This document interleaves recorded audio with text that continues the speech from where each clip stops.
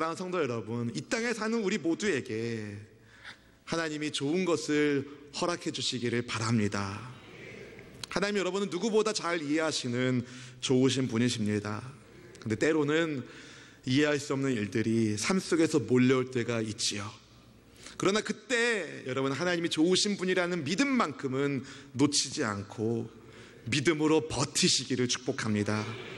살아계신 하나님이 저와 여러분을 구원하기 위하여 하나밖에 없는 성자 예수님을 이 땅에 보내주셨습니다. 예수님은 살아계신 하나님의 아들로서 사망 아래에 있는 저를, 여러분을 구원하시기 위하여 십자가 위에서 죽으신 분이십니다. 내 값을 치르시기 위해서. 그런데 그렇게 십자가에서 죽으신 예수님께서 성경대로 다시 살아나신 부활의 예수님이신 것을 믿으시길 바랍니다. 고린도서 15장 3절 4절 말씀을 함께 읽어볼까요? 내가 받은 것을 먼저 너희에게 전하였노니 이는 성경대로 그리스도께서 우리 죄를 위하여 죽으시고 장사 지낸 바 되셨다가 성경대로 사흘 만에 다시 살아나사. 아멘. 여러분, 예수님의 부활이 여러분의 부활 되길 축복합니다. 아멘. 여러분, 예수님의 부활은 절대 동화 같은 이야기가 아니라 실제로 일어난 사건이에요. 부활을 목격한 증인들이 있었습니다. 한두 사람이 아닙니다. 부활하신 예수님을 직접 만난 초대교회 사도들이 있었고 500여의 성도들이 있었고, 심지어 예수님의 부활을 믿지 않고 증오하던 사울이 부활의 예수님을 만난 다음에 예수님의 부활을 증거하는 증인이 되었다는 것에서 우리는 예수님의 부활이 진짜다, 역사적인 사실이다 라는 것을 믿습니다. 그 부활하신 예수님이 지금 이곳에 함께하고 계십니다. 마태복음 18장 20절 말씀을 함께 읽어보겠습니다. 두세 사람이 내 이름으로 모인 곳에는 나도 그들 중에 있느니라. 아멘. 여러분, 부활의 예수님이 여러분과 함께하면 여러분은 사망과 상관없는 인생이에요. 부활의 인생입니다. 부활하신 예수님 안에서 지금 이 자리에 예수님의 이름을 모인 이곳에 부활의 주 예수님이 함께하심을 믿으시는 분은 아멘. 부활하신 예수님은 하늘에 오르셔서 하늘 보좌 우편에 앉으시고 우리를 위하여 성령 하나님을 이 땅에 보내어 주셨습니다. 하나님의 깊은 것까지 통달하시는 성령 하나님께서는 우리의 기도를 도와주고 계시고 우리가 하나님의 뜻에 순종하며 살 수 있는 능력도 주십니다. 사도행전은 바로 그 성령 하나님께서 어떻게 교회를 세우시고 성도들을 인도하시는지에 대해서 우리에게 아주 잘 보여주는 하나님의 말씀입니다. 우리나라 군대식으로 따지면 중대장급쯤 되는 로마 군대의 백부장 고넬료가 5세쯤 기도하다가 환상을 봅니다. 고넬료의 기도와 구제를 하나님께서 기억하신다는 말씀으로 시작된 천사의 말은 욥바로 사람을 보내어서 해변에 있는 무두장이 시몬 집에 머물고 있는 베드로를 모셔오라는 말로 끝납니다. 천사의 말이 끝나자마자, 그리고 천사가 떠나자마자 욥바로 고넬료가 사람을 보냅니다. 베드로를 모셔오려고. 이튿날이 되었어요. 고넬료가 보낸 사람들이 욥바 근처에 가까이 왔을 때 베드로가 기도하려고 지붕 위에 올라갑니다. 그때는 제6시라고 얘기하는데 유대인 시각에서 6시간을 더하면 지금 우리 시간과 딱 맞는데, 그러니까 정오, 한낮 정오에 음식이 준비되고 있는, 음식 냄새가 솔솔 나고 있는 그때에 베드로가 환상을 보게 되는데, 황홀 중에 하늘이 열리면서 그릇 하나가 내려오는 환상을 봅니다. 그 안에는 이상한 게 들어있었어요. 뭐가 있었는지 본문 12절 말씀 함께 읽어볼까요? 그 안에는 땅에 있는 각종 네 발 가진 짐승과 기는 것과 공중에 나는 것들이 있더라. 하늘에서 내려온 그릇 안에 온갖 네 발 짐승들과 땅에 기어다니는 것과 공중에 새들이 들어있는 것을 베드로가 보았어요. 그때 어떤 음성이 들립니다. 베드로야, 일어나서 잡아 먹어라. 여러분, 이 소리를 듣자마자 베드로는 1분도 아니 1초도 고민하지 않고 이렇게 얘기합니다. 못 먹습니다. 못 먹습니다. 본문 14절 말씀 같이 읽어볼까요? 베드로가 이르되 주여 그럴 수 없나이다. 속되고 깨끗하지 아니한 것을 내가 결코 먹지 아니하였나이다 한데. 여러분, 구약 성경 레위기와 신명기 율법을 보면 이스라엘 백성들이 먹어서는 안 되는 음식의 짐승의 종류들이 나옵니다. 환상 중에 베드로가 본 것은 율법에 의하면 속되고 깨끗하지 않은 음식이 됩니다. 그래서 베드로는 결코 먹지 않겠다고 말한 겁니다. 여러분, 분명 베드로는 부활하신 예수님을 만났고 성령 충만하게 오순절 성령 강림 사건의 증인이 되면서 성령 충만하게 죄사함을 얻게 하는 주의 복음을 증거함으로 3,000명, 5,000명이 회개하고 주님께로 돌아오게 쓰임받은 능력의 사람이었어요. 예수님의 이름으로 중풍병자를 일으키기도 하고 심지어 죽은 다비다를 살리기까지 하는 은혜의 통로, 기적의 통로로 쓰임받은 사람이 베드로인데 못 먹겠다는 거예요. 율법이 부정하게 말하는 음식은 안 먹겠습니다. 너무 이해되지 않는 장면이에요. 왜냐하면 지금 베드로가 누구네 집에 있어요? 무두장의 집에 있거든요. 율법이 부정하다 말하는 무두장의 집에 머물면서 율법이 금하는 음식은 먹지 못하겠다고 말하는 베드로의 이중적인 자세. 베드로가 좀 성격이 다혈질이거든요. 아마 이런 어투로 말했을 것 같아요. 하나님, 절 뭘로 보고 그러십니까? 저는 속되고 깨끗하지 않은 것은 지금껏 먹어본 적이 없고 앞으로도 안 먹을 거니까 괜한 고생하지 마세요. 그러자 하나님이 베드로에게 다른 음성을 들려주시는데 본문 15절 말씀 같이 읽어볼까요? 또 두 번째 소리가 있으되 하나님께서 깨끗하게 하신 것을 네가 속되다 하지 말라 하더라. 하나님께서 깨끗하게 하신 것을 베드로 내가 속되다 하지 말아라. 저는 이 말씀이 이렇게 들립니다. 야 베드로야, 깨끗하고 더러운지 내가 모르겠니? 근데 네가 모르는 게 하나 있네. 네가 모르는 게, 나는 더러운 것을 깨끗하게 할 수 있는 하나님이다. 내가 깨끗하게 한 것을 네가 더럽다라고 하지 말아라. 하나님께서 깨끗하게 하신 것을 네가 속되다 하지 말라. 이 말씀 하나님이 몇 번 하세요? 3번 하십니다. 3번. 이 IBP 배경조석에 보니까 마카비 시대 유대인들은요, 부정한 음식을 먹을 바에야 차라리 죽음을 달라 할 정도였어요. 그러니까 하나님께서 속되고 깨끗하지 않은 음식을 깨끗하게 하신다는 말씀이 베드로에게는 얼마나 충격적으로 다가왔겠습니까? 도대체 이 환상이 무슨 뜻인지 고민하고 있는 그때에 마침 고넬료가 보낸 사람들이 무두장의 시몬 집에 도착했습니다. 여기 베드로라는 시몬이 있습니까? 본문 17절 18절 말씀 같이 읽어볼까요? 베드로가 본 바 환상이 무슨 뜻인지 속으로 의아해하더니 마침 고넬료가 보낸 사람들이 시몬의 집을 찾아 문 밖에 서서 불러 묻되 베드로라는 시몬이 여기 유숙하느냐 하거늘.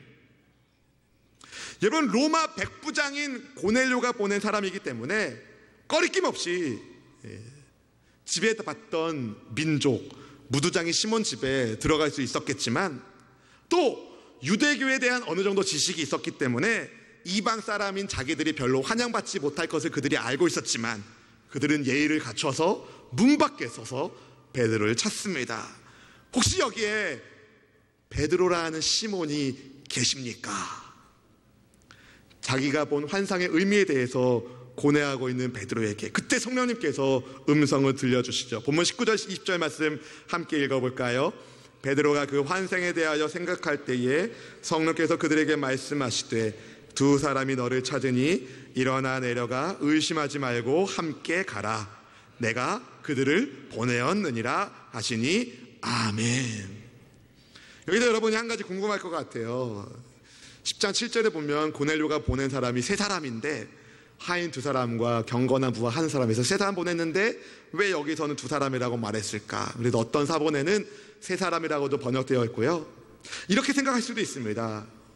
고넬료의 말을 전해주는 사람 하인 2사람만 카운트하고 숫자에 넣었고 호위병은 좀 제외한, 그렇게 생각하시면 이해가 될 겁니다. 아무튼 당신들이 찾는 사람이 바로 전데 무슨 일로 나를 찾느냐라는 베드로의 질문에 고넬료가 보낸 사람들이 이렇게 이야기하죠. 본문 22절 말씀 읽어볼까요? 그들이 대답하되 백부장 고넬료는 의인이요 하나님을 경외하는 사람이라 유대 온 족속이 칭찬하더니 그가 거룩한 천사의 지시를 받아 당신을 그 집으로 청하여 말을 들으려 하느니라 한데. 여러분, 기가 막힌 이야기를 지금 베드로가 들은 거예요.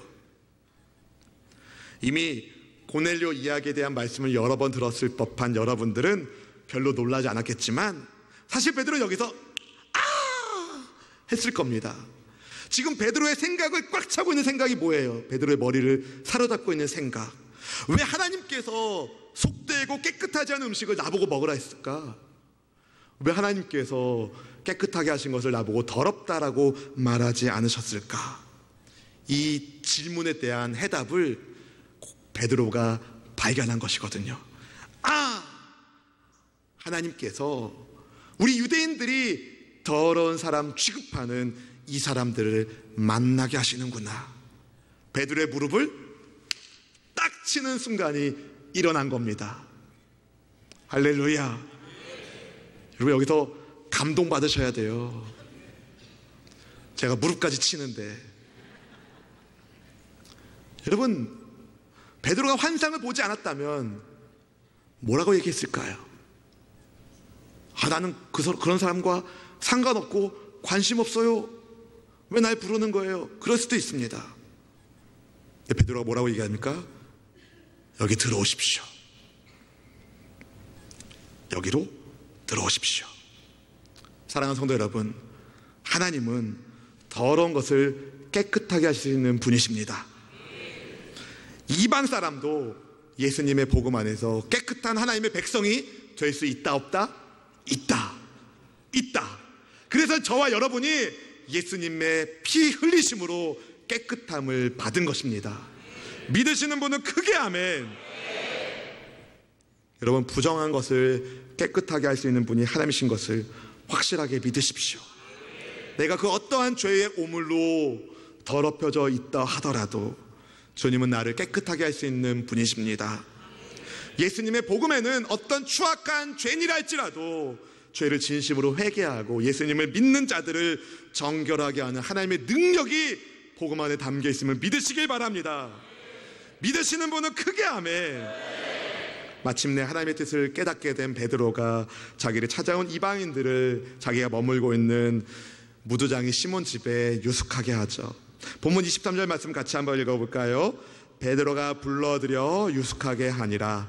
이튿날 일어나 그들과 함께 갈새 욥바에서 온 어떤 형제들도 함께 가니라. 아멘. 여러분, 율법에 의하면 부정한 무두장이 시몬의 집에 더러운 이방인과 거룩한 유대인 사도 베드로가 한 곳에 모여 있습니다. 기가 막힌 그림이 보이십니까? 어떻게 이런 일이 일어날 수 있었을까요? 로마 군대의 힘으로 문 열어! 로마 군대의 힘으로 들어갔습니까? 아닙니다.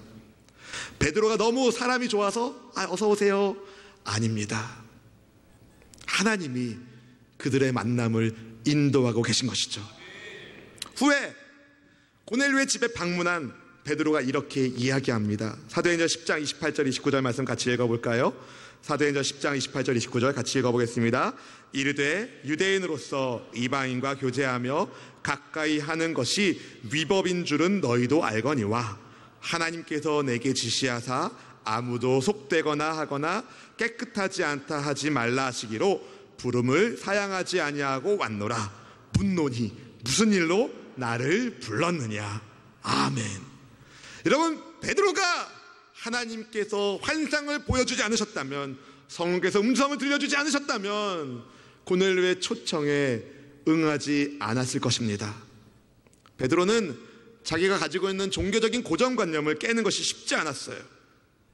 이방인으로 하여금 내가 만난다? 있을 수 없는 일이었죠. 유대인으로서 이방 사람과 교제하는 것이 위법이다, 이런 말을 할 시대였으니 말입니다. 그리고 초대교회 안에는, 베드로가 섬기고 있는 초대교회 안에는 율법을 엄격하게 지키는 유대 전통을 엄격하게 준수하고 있는 유대인 그리스도인들도 많이 있었거든요. 자칫 잘못하면 구설수에 오를 수 있는 거야. 베드로 사도 어떻게 그럴 수 있어? 어떻게 이방 사람들과 어울려? 우리 법에 그런 법이 없어. 막 이런 얘기를 들을 가능성이 충분히 있죠. 그래서 그 이야기를 실제로 베드로가 듣습니다. 자칫 잘못하면 리더십에 큰 상처를 입는 거예요. 그런데 베드로가 뭐라고 얘기합니까? 하나님께서 내게 지시하셨기에 부름을 사양하지 않고 왔습니다. 하나님이 만나게 하시는 거예요. 하나님이 만나게 하시는 것. 여러분, 하나님께서 이끄시는 만남에 순종하는 것, 그게 믿음인지 아시길 바랍니다. 전 여러분 모두가 만남의 축복을 받기를 축복합니다. 베드로와 고넬료는 전혀 만날 사이가 아니에요. 만날 이유가 없습니다. 고넬료는 이방 사람, 로마의 군인, 적나라하게 얘기하면 베드로의 조국 이스라엘을 망하게 한 제국의 군인이 고넬료예요. 근데 만날 수 없는 고넬료와 베드로를 하나님이 만나게 하시죠. 하나님의 이끄심에 고넬료가 순종하고 하나님의 이끄심에 베드로가 순종해서 이 두 사람이 만나게 되는데, 그들의 만남을 통하여 하나님이 어떤 역사를 이루시는가요?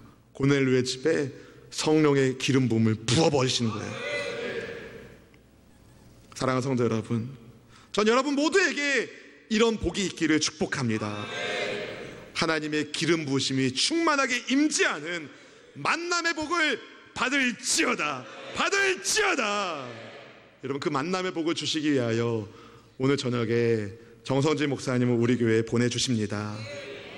우리 정성진 목사님은 한국교회에서 아주 위대하게 쓰임받고 있는 주님의 종인데, 여러분, 하나님께서 이끄시는 만남을 기대하시고 기도하며 준비하고 모두가 다 부흥성에 참석하시기를 바랍니다.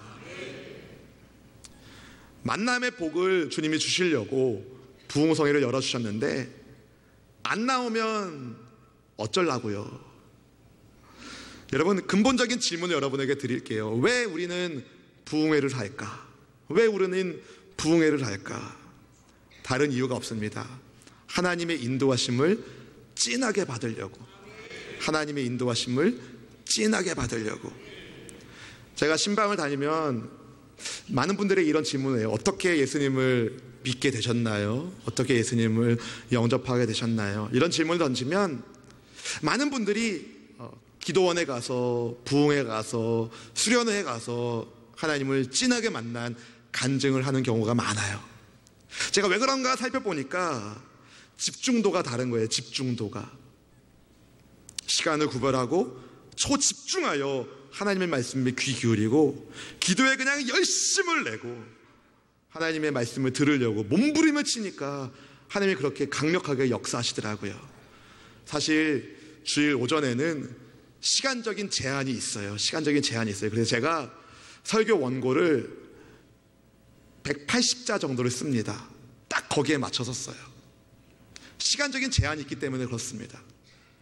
근데 여러분, 하나님의 말씀에 제한 없이 기도에 열정을 다해 하나님을 강력하게 만날 수 있는 기회가 오늘 저녁부터 시작되는 부흥성회인 것을 아시고 여러분 다 나오시기를 축복합니다.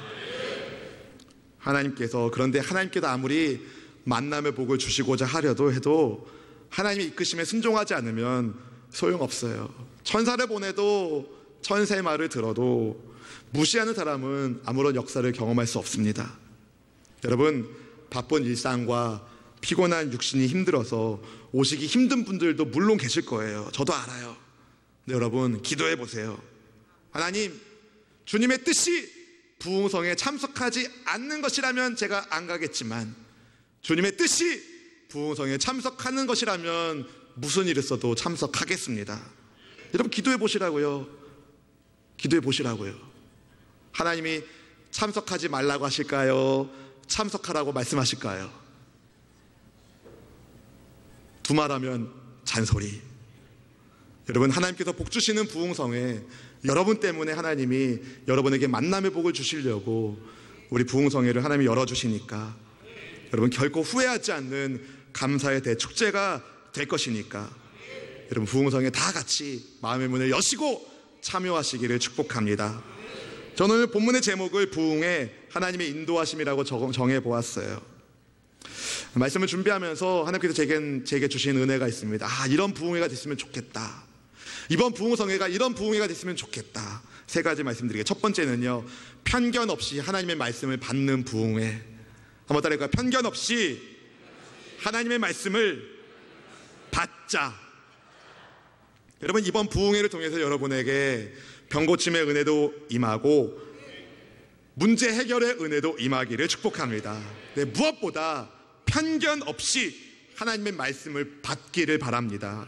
이게 왜 중요하냐면요, 하나님의 말씀이 나를 살리는 생명의 양식이기 때문이에요. 솔직히 여러분, 예수님을 믿고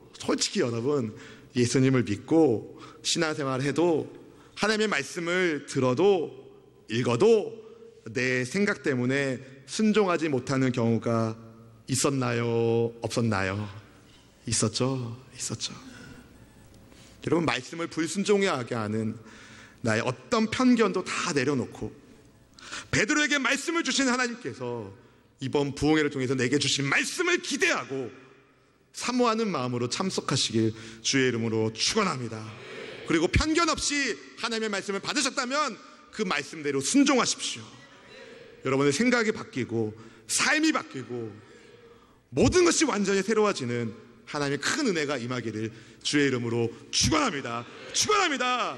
첫 번째가 편견 없이 하나님의 말씀을 받는 거라면, 두 번째는 비슷하지만 좀 다릅니다. 겸손하게 성령님의 음성을 듣는 부흥회.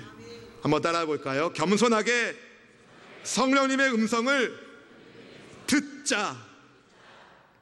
여러분, 고넬료가 보낸 사람들이 무두장이 시몬의 집 앞에 도착했을 때 성령께서 친히 베드로에게 말씀을 주시죠. 두 사람이 너를 찾으니 의심하지 말고 함께 가라.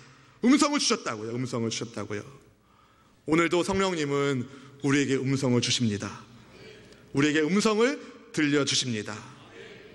여러분의 눈빛을 보니까 목사님, 성령님이 무슨 음성을 주셔요? 그런 눈빛으로 저희 보고 계신 분이 계신데, 그런 분들은 들을 생각하지 마세요. 여러분, 기대하고 성령 하나님, 제게 말씀을 주십시오. 제가 듣겠습니다. 이렇게 겸손한 태도를 갖는 이들에게 성령 하나님의 음성을 지금도 들려주십니다. 제가 신학대학원 가기 전에 어떤 수련회에 가서 이제 조장으로 사역을 섬기고 있는데, 그때 기도하는 중에 성령님께서 제게 그런 음성을 주시더라고요. 요한아, 너 니네 조원들을 위해서 네 생명 바칠 수 있니? 갑자기 그런 마음의 음성이 들리는데, 제가 처음 든 생각은 못 줍니다였어요. 못 주겠습니다, 주님.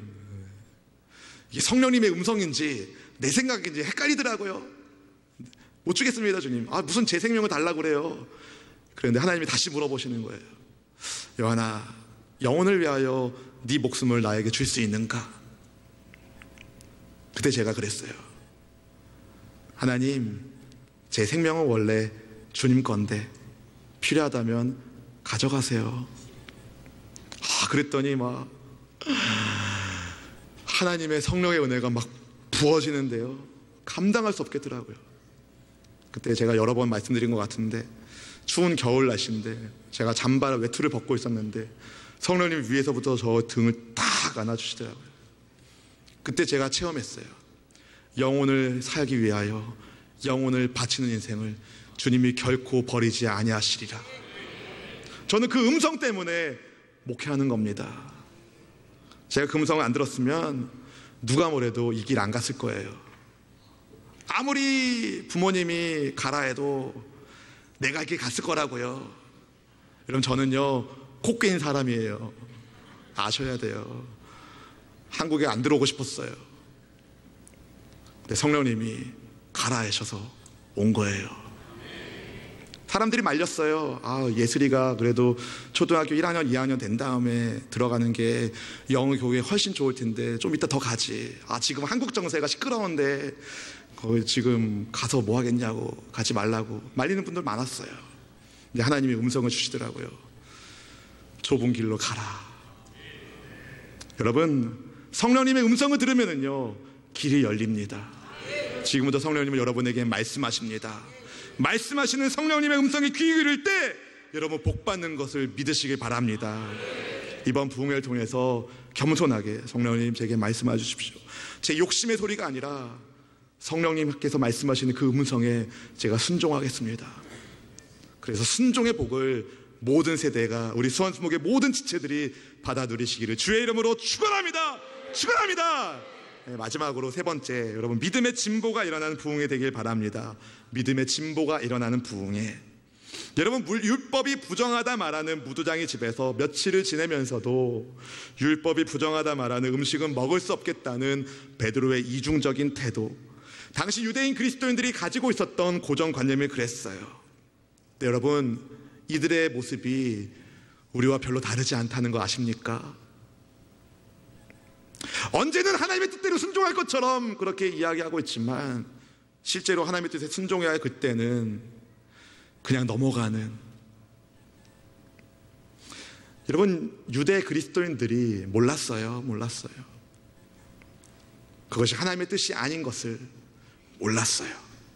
그래서 하나님께서는 베드로의 고정관념을 깨뜨리시고, 예루살렘 교회의 지도자인 베드로의 고정관념을 깨뜨리시고, 또 오늘 마지막 절에 보니까 욥바에 사는 다른 형제들도, 어떤 형제들도 따라가잖아요. 말씀 읽으셨으니까 아실 거예요. 그 유대인 그리스도인들이 이방인 고넬료의 집에 가서 하나님의 성령께서 역사하시는 것을 보면서 깨닫게 됩니다. 주님의 복음은 온 열방을 향하여 열려 있구나. 유대인이나 이방이나 차별이 없구나. 믿음의 진보가 일어나게 되는 것이죠.